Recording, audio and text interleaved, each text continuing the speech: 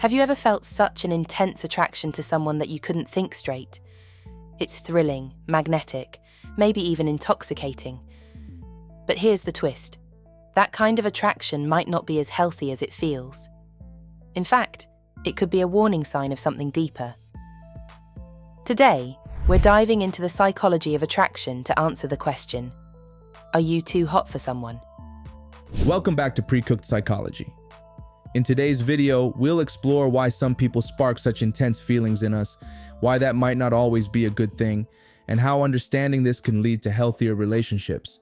We'll unpack insights from top psychologists like Seth Meyers, Helen Fisher, and Esther Perel to figure out what's really going on when sparks fly. Let's start with a tough truth. Intense sexual attraction often leads to idealization. Psychologist Dorothy Tenoff, who coined the term limerence, described it as an obsessive state of infatuation where you're so focused on someone that you overlook their flaws. Tenoff found that in this state, we experience intrusive thoughts and an overwhelming desire for reciprocation, often creating unrealistic expectations. Clinical psychologist Seth Meyers emphasizes this idea, saying, "Excessive attraction doesn't mean you found the right person. It often signals unresolved emotional wounds or unmet needs that create a false sense of connection." He explains that such feelings can trap us in unbalanced relationships, especially if we mistake intensity for compatibility. Myers also highlights how these attractions often serve as a mirror, reflecting qualities we long for, but believe we lack. This, he warns, can lead to a cycle of chasing relationships that never truly fulfill us. Did you know that the brain treats intense sexual attraction like a reward? It releases dopamine, the same chemical responsible for the rush we feel when we win a prize or eat chocolate. But here's the kicker. This love cocktail of chemicals can cloud our judgment, making us overlook red flags. Anthropologist Helen Fisher provides a fascinating biological lens on attraction.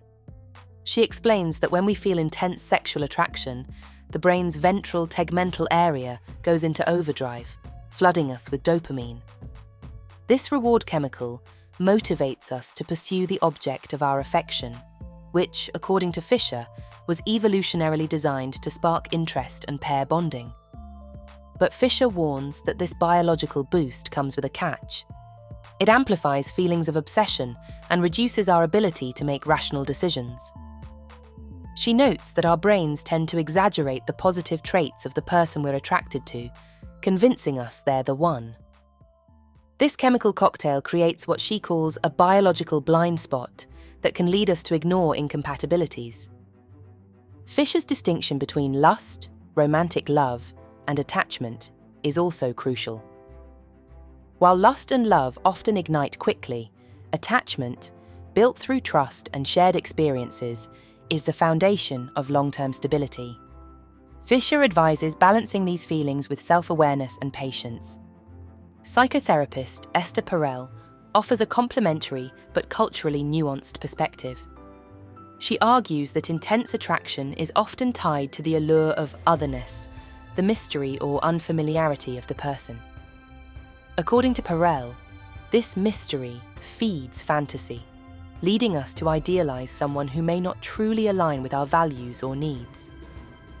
Perel points out that these fantasies often reflect unmet desires, such as a longing for excitement, validation, or escape. She explains that while passion is fueled by the unknown, real love emerges when two people acknowledge each other's imperfections and build connection beyond infatuation. Her advice: focus on curiosity and authenticity in relationships. Instead of chasing the high of attraction, ask, who is this person really? And why do I feel drawn to them?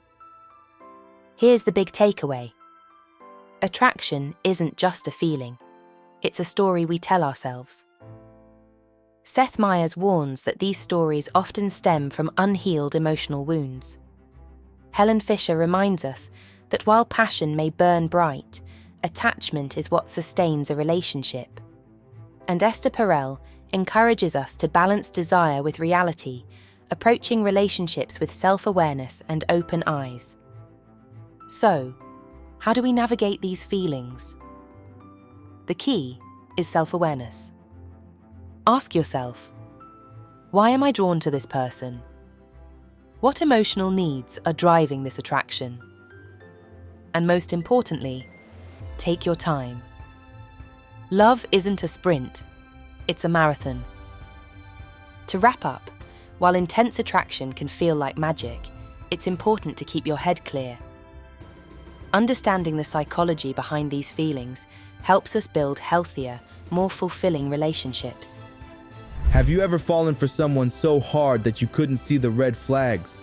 Share your story in the comments below. Don't forget to like, subscribe, and hit the bell for more insights into the fascinating world of psychology.